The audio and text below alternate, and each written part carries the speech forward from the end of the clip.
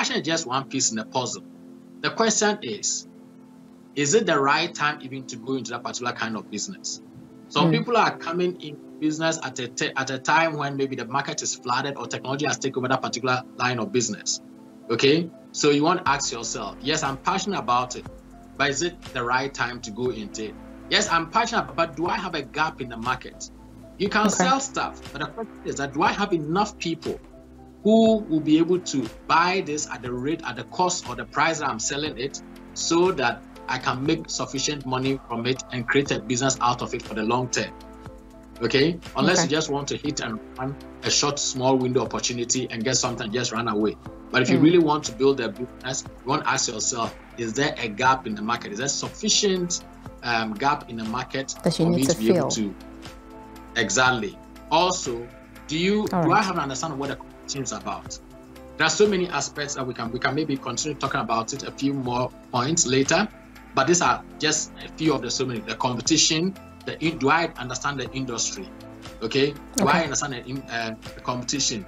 Do I even understand how to negotiate? Do I know how to negotiate and get the best out of it? Okay. Do I know how to manage people? So yes, the passion is there. Yes, the passion will give an idea as to what kind of business to go into, but you need so many other pieces in the puzzle to make it work and to make it successful.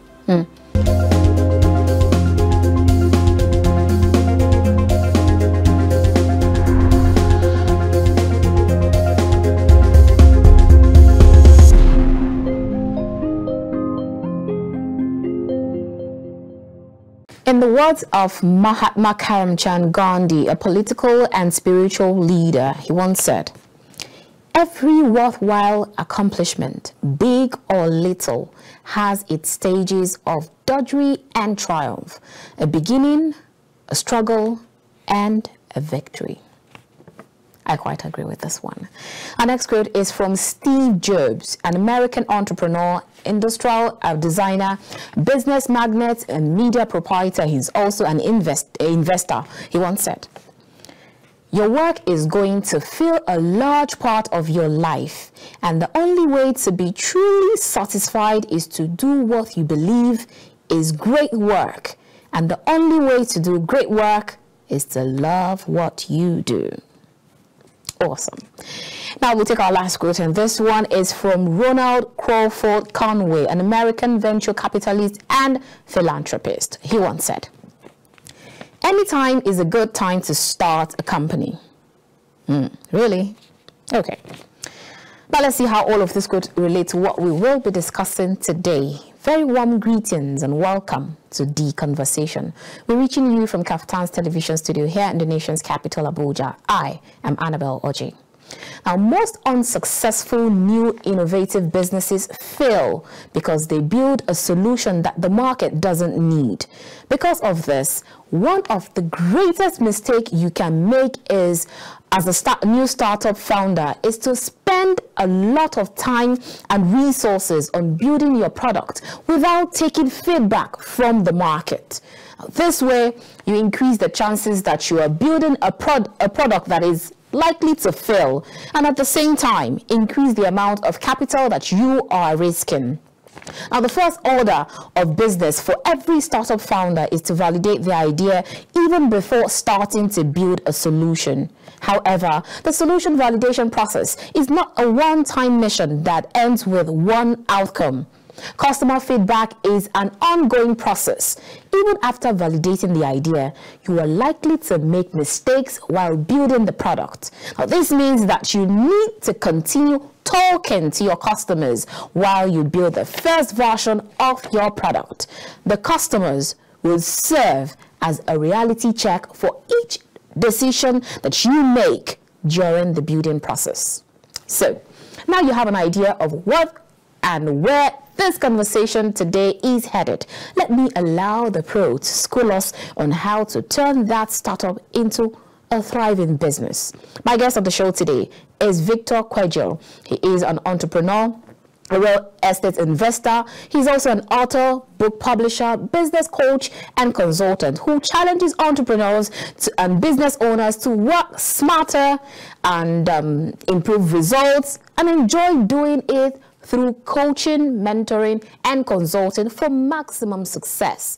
He is the founder and CEO of Vike Invest Consulting Limited, a growing international business consultancy firm in London. He's also the MD of Vike Springs Publishing Limited, a publishing house based in the UK, and he is an IBPA USA member. Victor Kwegyir is also the founder of Vike Empire Properties Limited, a real estate investing and property business. You'll get to meet my guest after this short break. Please join us again.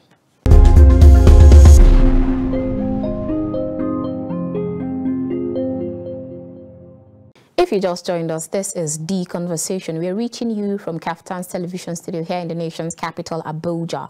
Now it's time to go straight to business. Let's get down to business, like they say. My guest on the show today is Victor Kwegyir. He is a business coach, consultant, investor, and publisher. It is good to have you on the show today, sir.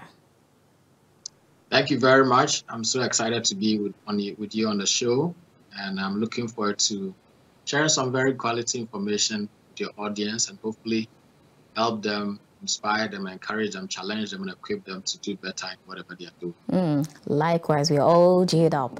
All right, now let's start by sailing this ship. Over time, motivational speakers keep telling us that you don't need capital to start a business. Is that a statement of truth or a myth?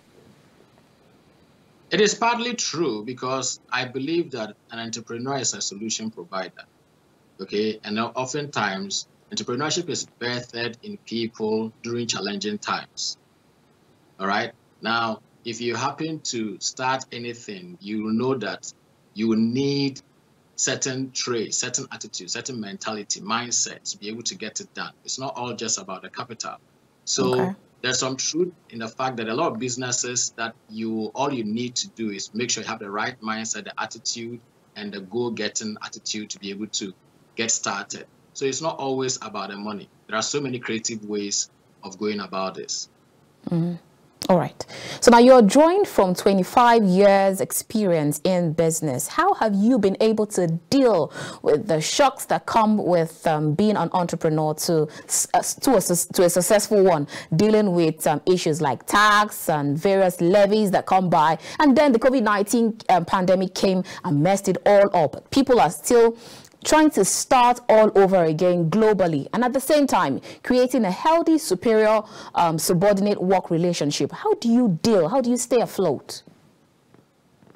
That's a good question, but it's very loaded. I mean, there are so many things you said in there that needs to be well addressed. Okay, so firstly, 25 years is not 25 years of success. Okay, it takes you time to build. So if anybody tells you, oh, they've just been in business and it's been all hunky-dory all throughout, that is a lie. So it took me years to be able to build to where I am right now. Now, one interesting aspect of the challenges that comes with the cycles in our economies is the fact that it always comes to test to see who built the right foundation and who just went along with the whole process. Okay. So during challenging times, often that is when your foundations are truly revealed. Okay, if you build a solid foundation, good systems, had the right mindset and the right tools in place, that's the time that you know those who really did the right thing and those who just went along. So for you to be able to succeed in any business that you get into, it is always critical to be able to know what do I need to put in place to make sure that I am doing this thing right. If you don't have the right foundations, I am telling you, it doesn't take long. And things like the pandemic were one of the strongest. It's like just as the economic downturn in 2007, 2008, they are some of the testing trials and the moments that we have in business. And it's always going to ensure that some people are going to fall through, some are going to stand, some will be tested and will be shaken, and they'll have to find a way to adjust themselves. So there are so many things that goes in there. But challenges always come to test your foundation. Did you do the things right? Did you put the right foundations in place? Do you have the right pillars in place? There's a reason for those things as we teach them. As a consultant and a speaker, I always teach them. And there's a reason why we teach them. Because time and time again, it's gone to show that those are the things that will make your business stand the test of time or crumble in the face of challenges. Awesome. Now, what are the investment mistakes that you have made, and how were you able to correct them? What has actually kept you going? What has kept me going is my passion to be able to impact lives and be able to help people. When you talk about investment, to be honest with you, think of it, I'm somebody that I really, really make sure before I go into anything, I do the research. I make sure I cover all the basics as much as possible. I wouldn't say any investment that I necessarily regret or have failed in it. However, I would say that my expectation of how soon I wanted to succeed, may have been slower than I expected. So that is how I will look at it, but not necessarily fail. It's just that at times the rate at which you think, of course, I do a business plan before all my businesses start, and you would think, oh, in the next 2 years I should be here, in the next 5 years I should be here, in the next 10 years I should be here. However, that is where my expectations has not always been as I wanted it to be. So it's not so much as failed, but it's about the fact that the time lag, the extent or how quick I wanted to succeed is where potentially there might have been issues. But then that has also taught me, because I have multiple businesses, taught me in how to manage my expectation as I go into various businesses, as I advise people, as I teach people, as I encourage people. So what are the key elements that, I hear you talk about passion. We'll definitely talk about passion later on before the show ends. So what are the key elements that shapes the core of a strong startup? First and foremost, without a shadow of doubt and hands down, a business plan. Okay. You need to have a business plan. I can never overstate this. In actual fact, I've got 8 books that I've written and published on entrepreneurship. The 3 of them have got a full business plan template in it, because you cannot do any business and succeed. Even those people who go around and say, oh, business plan is overrated and all those type of things. The true one, those who have had lasting businesses, everybody has got experts that put a business plan together for them, or they themselves put one together. It is so critical, because the business plan is what will give you the various things you need to specifically look at to make sure that you have the right pillars in place. What am I talking about? I'm talking about what is your vision and goal for the business in the first place. Okay.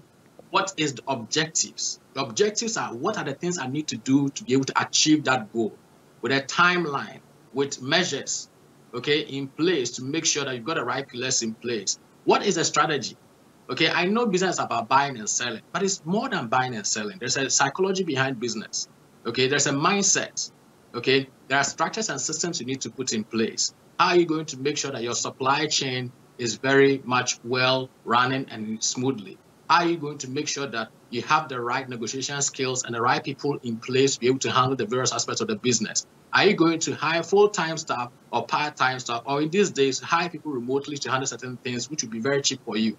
So there are so many things, but a business plan is the only way, because it's a guide, is the only thing that you need to put in place first and foremost, because it helps you kind of run through your business before even you get there. So it gives you the sign. It's like F1 drivers will tell you, they have this, what do you call it? I've forgotten the name. The F1 drivers, they have this, and even pilots, they have it, where they sit in their rooms and sit in it and feel as if they are riding and everything. So it gives them that kind of prior tools and kind of experience in a way. If you do that, it helps to do all the thinking ahead. It helps to put the right things in place. And okay, this one will cost me this. This will help me to do this. And gradually you form it way ahead of time before you now start the journey of putting whatever you've put in the plan in place. So it's so critical to have a business plan. Without it, you are just playing along, and very soon you'll be found wanting. Now, speaking about business plan, you have a lot of people who they say they don't know how to put their thoughts together, their ideas together. So for such people, you talked about strategy, you talked about vision, mission, how to put the kind of people that you need to employ and all of that. So for people who don't know how to put their thoughts together in the business plan, how do they deal? You see, this is where it is true that when you start entrepreneurship, you'll be forced to have a lot of hats on. Because oftentimes you are the only person in the business. You might not have enough money to hire everybody from the go and everything. However, there's a reason why there are experts in various industries. And business plan is one that you really, really want to engage an expert in doing this, because an expert has run through similar business like yours. So they are bringing to bear their experience, their knowledge, their skills. They've already seen the pitfalls ahead, have helped people to solve the solutions, provide the solutions already. So this is the best time to be able to engage an expert. I always tell people, you want to start a business. Okay, my first thing is that save to find somebody who is very good in that particular area and helps you to write business plan, and get engaged in the process. Don't just give money to somebody to write it for you. Be engaged in the process. Let them act. They'll have conversations with you, and it's so important. Don't let somebody just go and put something online and bring it and dump it to you and take your money. No, engage with them. And in that process, you'll be able to learn so many things. Get all the necessary tools and the structures in place to help you to be fully equipped ahead of time. A lot of things that you don't see. I mean, basically, if I talk to anybody right now about business, so I've got a particular product I want to sell, but we all know it takes more than that. A business plan and an expert will be able to help you to open your eyes to all the intricates, all the details, all the things you need to really touch to help you to be fully equipped to handle the journey ahead. I hear you say get engaged. So it means don't allow anybody to just go to the internet and bring some kind of hogwash and sell to you, right? Exactly. I mean, there are so many free plans on the internet, but people just copy it, just download it and just make one or two adjustments. A lot of people don't know, and they take it to a bank and a bank reject them, and they think, no, but you didn't, your unique situation, your situation is different, okay? So it's important for you to reason. The bank, I used to work in a bank. Okay, so I've sat at the other side analyzing business plans and helping to give loans. Now, oftentimes, the people who normally fail are the people who don't know what they are presented to you. If a banker is able to engage with and realize that, okay, you know what you are talking about, even if the thing is not as profitable as it might be or it should be, they are more inclined to maybe work with you to see how they can best manage it. A lot of people, they don't write a business plan, or they get somebody who will do it at a cheap and just go and download something online and just present it. And half of the time, they have no clue how the whole thing was arrived at, okay? So whoever you are sitting in front will definitely be able to know their experience. So they'll be able to know this person doesn't know what they're talking about. And that often is what leads to all the frustration a lot of people have when it comes to, things like capital, those type of things. All right, so kindly walk us through the good, the bad, and the ugly side of entrepreneurship so that anyone who wants to venture will actually know what they are up against. There's a lot. There's a lot of stuff. It's a very good question. For entrepreneurship has got a lot of positives, okay? Things like, for me, one of the greatest things is the fact that entrepreneurs are problem solvers, okay? In every society, in every community, the reason, capitalism and the way we do business in most of our countries is people identifying problems and solving them. And that is how entrepreneurship is birthed. So I have a definition for entrepreneurship as every entrepreneur solves yesterday's problems, today's problems, or tomorrow's problem. If you like, just use this as a test for every single business you come across. Everybody is solving a problem. It's either yesterday's problem that they are solving today, it's either today's problem they are solving, or they are solving a potential problem ahead of time. Every business has to go through this test. And I always tell people, if a business doesn't, address this thing or qualifies, or if it doesn't pass this test, then I can bet you it is just a fake thing. It's not a business, and it's not something you should get yourself into. Because in solving problems is where people are willing to exchange money, okay, to get a solution from you. So if you don't know how to solve problems, then entrepreneurship is not for you. Now, having said that, of course, if you are solving problems, you are going to need employees and everything. So yeah, there's an opportunity for you to become an employer.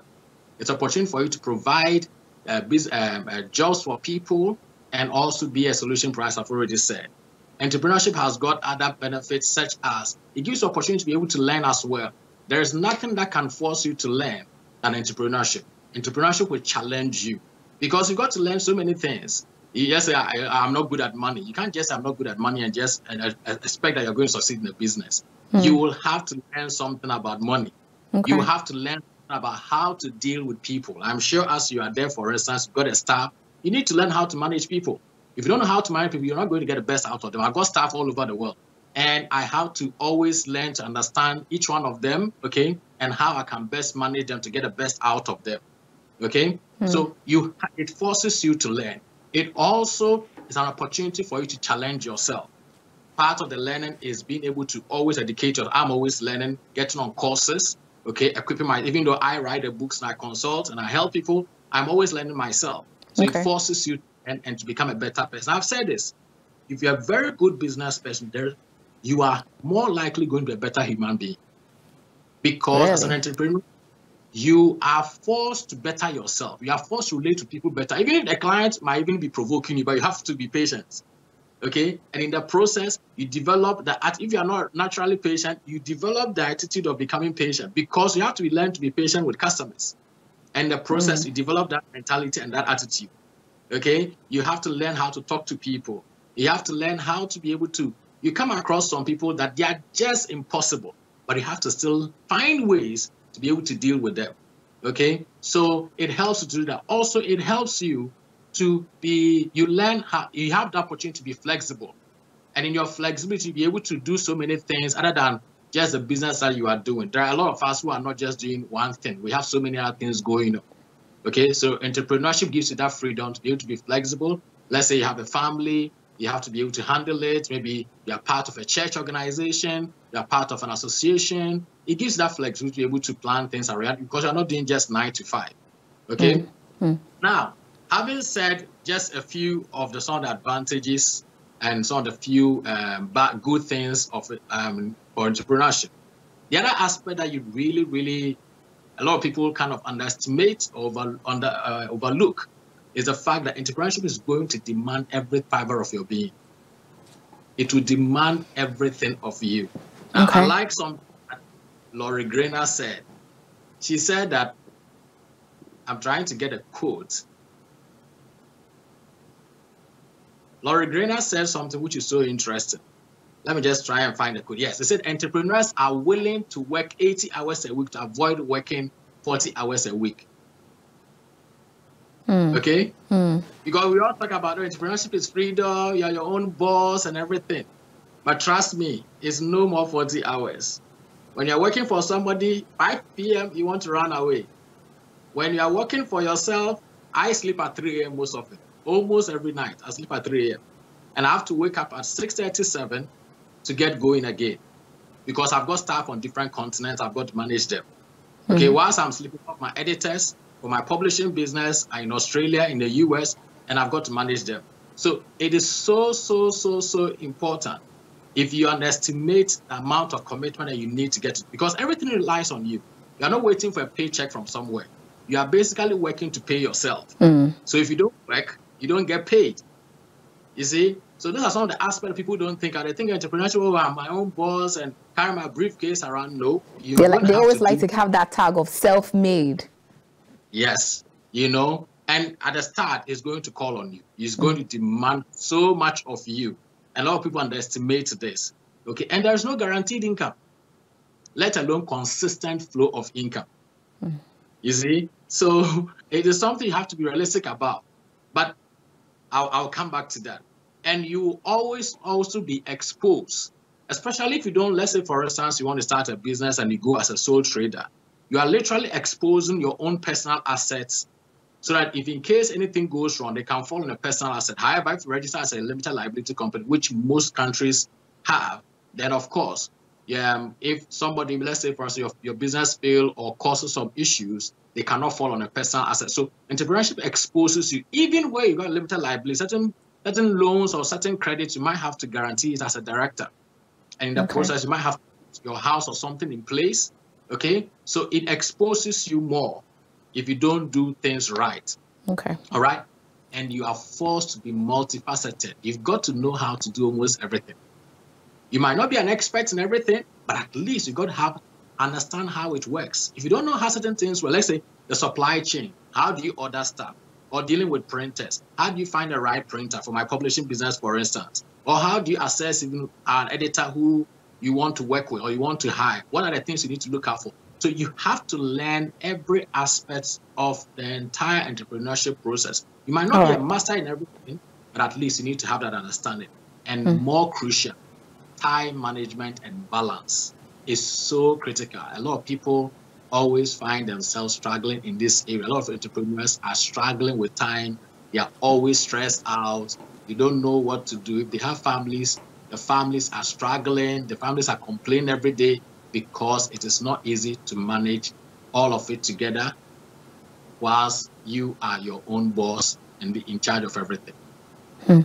Well, you just actually unboxed a lot of things. In fact, you even answered the next question I was going to ask. I was going to ask if can everybody be an entrepreneur? But then you said that an entrepreneur has to be a problem solver. Now you said something about the customers. Regardless, some people have their own baggages that they bring to your business. So regardless, we keep hearing that customers are king, customers are always right. So when you keep hearing that word, does it mean customers are always right, whatever it is, hook, line, and sinker, accept that word? Customers are always right, but you still have to have some level of, should I say, checks in place to ensure, because you are your own person, you are your own boss, and you need your sanity, okay? You need your mental faculties to be working. You do not want too much stress. And I will say this, in my experience, there are a few times I've had to let a customer go, okay? Especially, yes, I've done it before. And that's not the beauty of being your own boss. And I let them go in a very nice way, and I explain to them why, all right? Because when it gets a point where a person is taking advantage of, customer is a king, and therefore they want to abuse you, stress you, they are ungrateful, they are not appreciative of anything you try to do for that. Okay, thank you. Just a few days ago, I hired somebody to do something for me for a client. And the client kept on saying, no, and what they are doing is I'm not. I said, okay, no problem. I'll bear the cost of it. Okay, please find your own, and we'll continue. In a very nice, the project is still going on, but that aspect, I said, okay, you know what? I think that it is best you find somebody to do it. And I know it's not going to be easy, but for my peace of mind and for my staff also to be mental health. You see, so you really have to balance. These are some of the things I talk about, how to manage people. Okay. All right, but how to present in a nice way. Okay, so that they also don't feel that I am completely maybe angry with them or anything like that. So, no, I'm not angry with you, but I think that maybe this guy has hit their limit, even though I know what they've done is good. Okay, but maybe your expectation is just too much unrealistic. So why don't you find somebody that can handle that particular aspect for you? The project is still on, and we are still on, but if you can do that, that would be very good. And I've done that a few times in my entire journey. One or two people that I did some proposals for, and in the middle of it, for them to bring information became something else. I said, okay, you know what? Why don't you just get this person or find this particular person to do it if that will make you happy? Because ultimately, I want to see you happy. You see? So the fact that customers are keen doesn't mean that we should allow them to continually run us down. Not that some people, when they talk to you, it's like every time they get in touch, there's one thing or the other. Okay? And at some point, you want to put some measures in place to protect your own sanity and for the sake of your whole business running and operations running, you want to be very careful that you don't run yourself down and then lose a bigger side of the bigger picture and maybe end up in a very bad, nasty way with a bad report or review about your services. So we have to balance things as much as possible. We want to solve the problem, but it's not every problem you can solve. You can't satisfy everybody. That's the truth. True. All right, we actually due for a break, but before we go on that break, now you see that most people go into businesses, and when you ask them the reason for going into the world of business, they just tell you because I have passion for that area. A hairstylist tells you he or she was gifted from birth. Same with the seamstress. But then there is the need to hone your skills and develop on it, because when the chips are down, the passion alone cannot sustain the business. So I'd like you to kindly speak to us on why passion is good, but it is not enough to make that business thrive. In actual fact, I've got one of my books which says that beyond the passion, okay? Because I wrote a whole book on it. That passion is just one piece in the puzzle. Passion or an idea, passion can bet you an idea, but cannot create a business.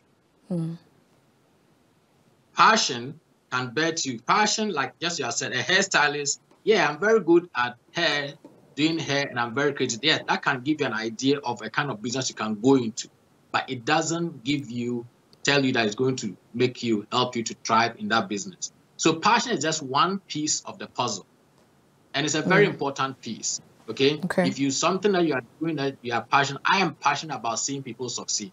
I am so excited when I help somebody set up a business. I'm excited, okay, to see them thriving. If I help somebody to write their book or to publish their book, I'm excited. I just enjoy it. So that passion is there. However, I still need to know all the skills, just as you're saying.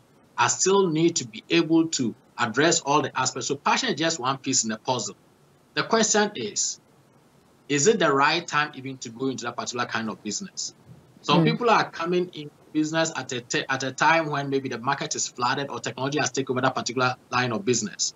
Okay? So you want to ask yourself, yes, I'm passionate about it, but is it the right time to go into it?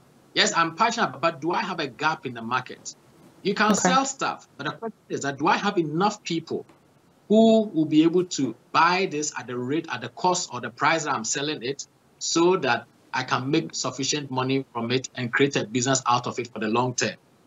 Okay? Unless you just want to hit and run a short, small window opportunity and get something and just run away. But if you really want to build a business, you want to ask yourself, is there a gap in the market? Is there sufficient gap in the market that you need to be able to? Exactly. Also, do I have an understanding of what the competition is about? There are so many aspects that we can maybe continue talking about it a few more points later, but these are just a few of the so many. The competition, do I understand the industry? Okay? Do I understand the competition? Do I even understand how to negotiate? Do I know how to negotiate and get the best out of it? Okay? Do I know how to manage people?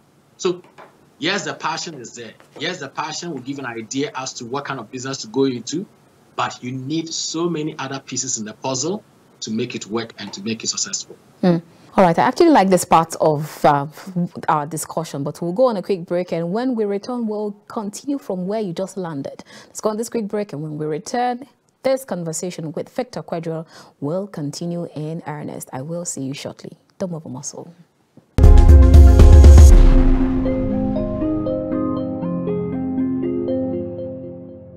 Did you really research the industry? Because in this day and age, the information available, there's almost no business out there that you cannot research about. If you research about it, you'll be able to learn so much from people who have been in the industry before, or they are still in the industry, how long it took them to succeed and everything. All those things can help to inform your, how do you manage your expectation. And managing expectation is very, very critical, because a lot of people have failed in business because they had, just as you were saying earlier, they don't manage their expectations. So they thought that, oh, this business is going to become successful straight away. And therefore, within the first 2-3 years is the highest time a lot of businesses fail. About 50% of businesses fail within that short period.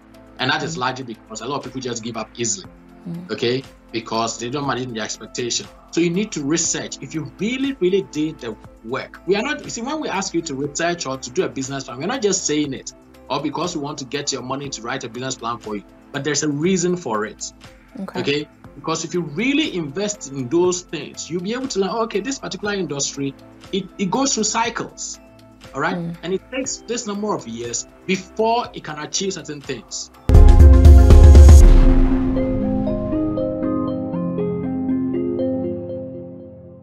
If you just joined us, this is The Conversation. We're reaching you from Kaftan's television studio here in the nation's capital, Abuja. If you just joined us, you've missed out on a whole lot, but then you can still join in the conversation. Our guest on the show today is Victor Kwegyir. He is a business consultant, a business expert. He's also a publisher, an author, and investor. He is many things in one.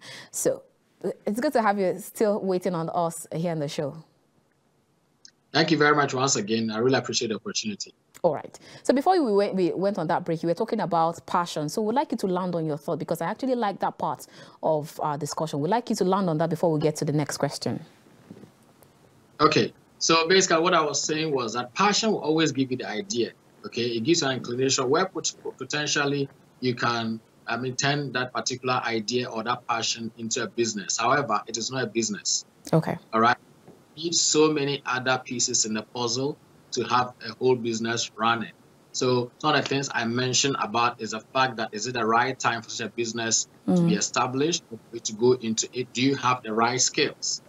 Okay, as we all know, you might be, just as example you gave, you might be very good in hairstyles and how to do, what do you call it? Is it the rasta or the cornrow? Dreadlock. For the lady?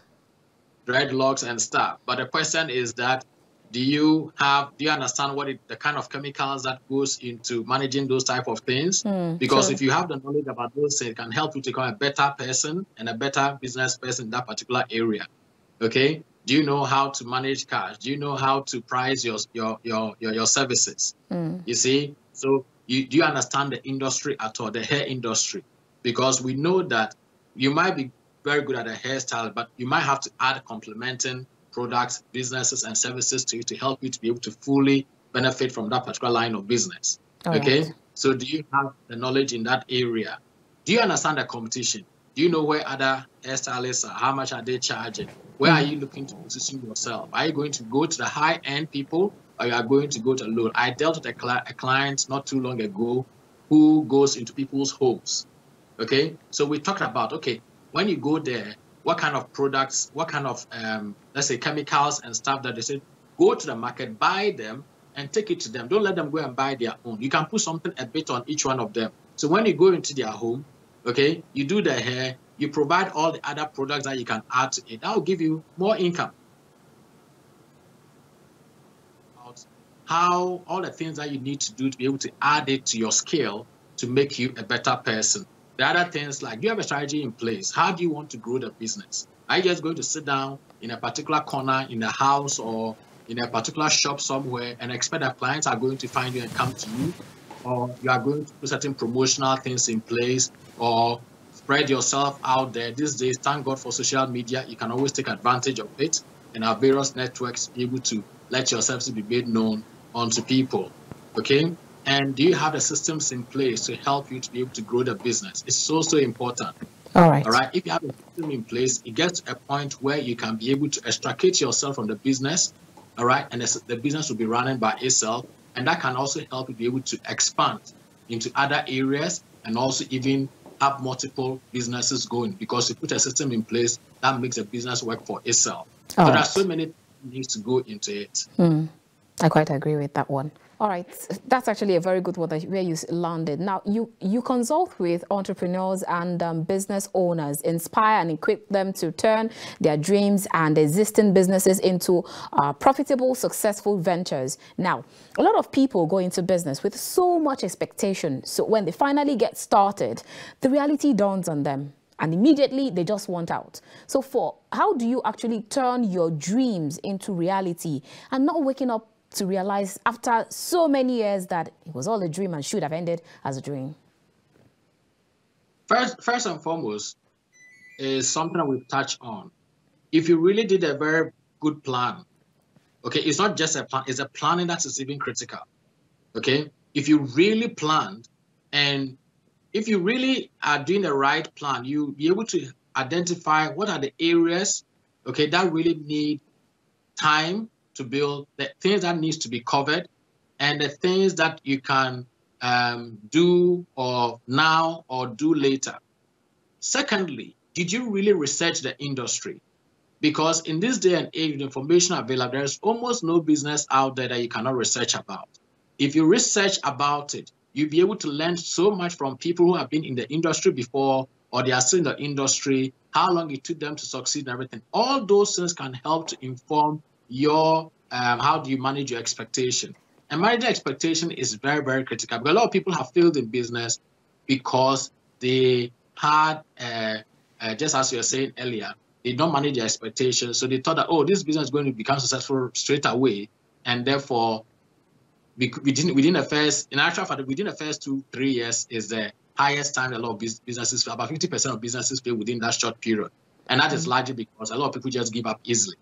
Okay? Because they don't manage their expectation. So you need to research. If you really, really did the work, we are not, you see, when we ask you to research or to do a business plan, we're not just saying it, or because we want to get your money to write a business plan for you, but there's a reason for it.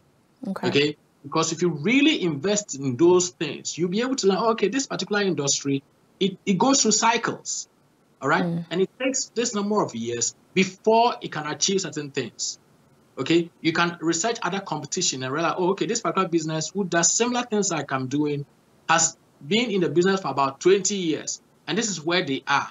Of course, and if I'm now just coming in, then that should be able to inform me that, hey, you got to be very careful.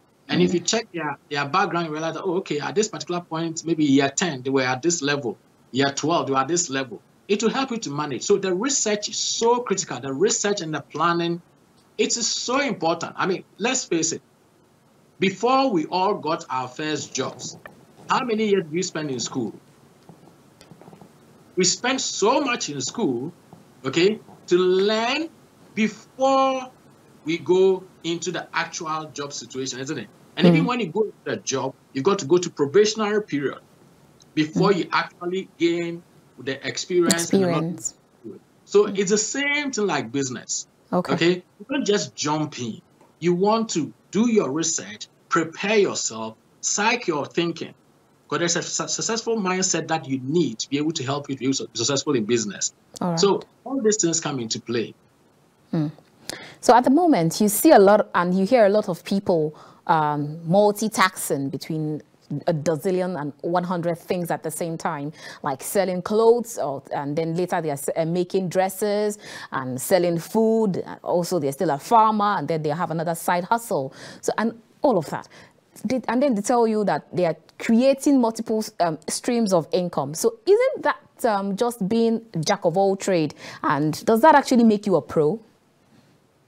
Not necessarily. If you again, I always come back to the research. You realize that any business that exists right now that we all look up to, nobody started doing everything at the same time. Okay, you start, you gain experience, you put the right system in place. Once the system is in place, when I say system, the system is, okay, if somebody contacts you, what's the first thing we need to do to engage with that person? All right. How do we sign up the person? Who is responsible for what? Okay. How do we collect our money? How do we bank our money? If you have those systems and structures in place and you've got it under control, then you can now begin to multiply yourself. That's the word I use. Multiply yourself. Okay. Okay. But the problem is a lot of people, they've not even succeeded in one. You don't have anything in place and they are doing another one. Then you are the same person. You are definitely going to lose focus. So there's a need. I was a business, I work in banking, I work as a business support officer for the EU and Welsh Assembly government. I gained experience for about 15 years. Okay. From there, before I started coaching one-on-one, I did that for about 5 years to 7 years. Then I wrote the books. Then now with experience, I learned I was able to establish a publishing business. Okay. I've gained the experience. I've put a system in place so they can all work even whilst I am focused on other things. You see, so you don't have to, and each one of them, I've got staff for it. I've got staff who are managing a lot of things so that I don't have to be. So you have to be very careful. Yes, and you see, the thing is that entrepreneurship is exciting. All right. There are people who are they just get a buzz in starting something new every time. I have to speak to some people and tell them, hey, be careful. This idea, don't put it out now because you're not ready for it. Okay. There are people who have come to me several times and, oh, I'm into that, I want to do that. I said, no, don't rush it. Keep your idea, all right? Nurture it, but focus on what you are doing. Gain some mastery in there. Get to a point where the systems will be working for you. Get to a point where the business can work by itself. Then now you can duplicate or use a system and experience to establish the new one that you want to do. If you do that, your failure rate to be very low. All right. Now, taking a cue from where you just landed, you talked about the systems. Now, if you're in a country where the economy of that country is bleeding red, they're battling with inflationary pressures, depreciation of their currency, and all of that. And as a startup looking forward to build a strong and viable business, how do you deal, bearing in mind that the person could have probably collected loans to start up that business? It comes back to the first thing I said about entrepreneurship. Entrepreneurs are problem solvers. Okay? in difficult times is when entrepreneurship, the true entrepreneurship really rise up. All right. There's always a solution. Mind you, while the economy is so challenging at this time, there are some people who are still doing business.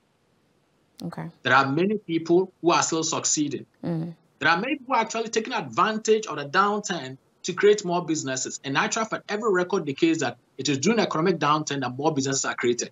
Oh, okay.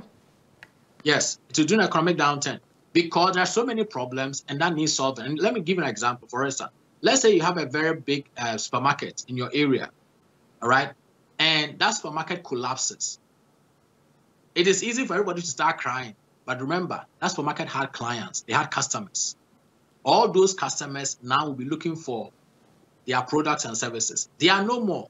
A small person cannot enter in, okay, to take advantage of some portion of these customers and serve them, okay? So it all depends on the creativity and innovation of the entrepreneur.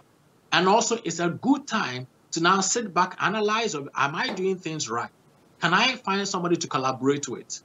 Okay, can I add a complementary services or business to my staff? And I taught one of my videos, I share daily videos on YouTube and various platforms. One of the videos, I said something. You must be customer value, added value mindset person if you are going to succeed in business. What do I mean by this? You need to always look at what kind of value can I add, okay, to make my customer find me more competitive than the other person. Okay. So you don't just providing basic services and stuff. Okay. I'm always looking for what can I do to this particular customer to add more value to what it is. They've paid for it, they've paid for something, but I want to add something they've not paid for. All right. Okay, I'll make them want to come back. So during the challenging time, those are the times entrepreneurs are forced to, like I always say, challenging time come to sieve out those who are just doing things anyhow and those who are truly doing something. And that is very critical. Okay? People are succeeding. There are many people who are making millionaires. There are more. Do you know that during the economic downturn, during the COVID-19, for instance, more millionaires were created than ever. The billionaires made more money. There were more billionaires and trillionaires, billionaires at that time than any other time. So I quite agree with you. Some people are always making money, finding ways. There was somebody who was a distillery company who tended to producing the hand sanitizers, you know, the hand wash and stuff. So it's all about creativity. It's all about innovation. It's all about looking for ways. Entrepreneurship are always better in challenging times. Any economy where there are challenges, you find there are more entrepreneurs there. So it's about adapting. Don't just sit down and say, oh, this is what I know how to do. No, what can I do better? How can I improve upon it? What can I add to what I'm already doing? Okay, to position me to be able to deliver better. So your creativity will always be called on. And that is where we need to rise to and not just throw our hands in the air and cry because people are still making money. All right. People are still making money. In every recession, people are still making money. And it's the highest time more people establish more businesses. Aside the fact that I caught where you said you must be problem solvers, you also said add value. All right, that's another one I've caught now. So now we have seen the massive exodus of migrants, people moving from one country to another in search of greener pastures. Now they always say that there's they say the grass is green or greener where they're going to. And then most of them fail to realize the fact that the place where they're migrating to also have their own peculiar challenges. So you see a businessman or a businesswoman who is doing so well and then decides to travel to only to take up menial jobs in the other side. Now, for this kind of people, what are the window of opportunities open to them that they could explore in the new economy that they find themselves? What is that trigger for them? Well, it's a good question. I guess the challenge is that, I mean, I came here as a student. Okay, I'm originally from Ghana, came here as students, and afterward stayed and do all the things I'm doing right now. Now, if a person is an environment and they are really problem solvers, I'm telling you, it doesn't take too long for them to get into a new place and potentially, you know, every research shows that the wealthiest people, most of the top rich people in almost every country, are oftentimes the foreigners and immigrants. Why? because they come and they see the opportunities and say, wow, I was struggling here, but you guys have got all these things here. I'm going to make something out of it. And thrive there.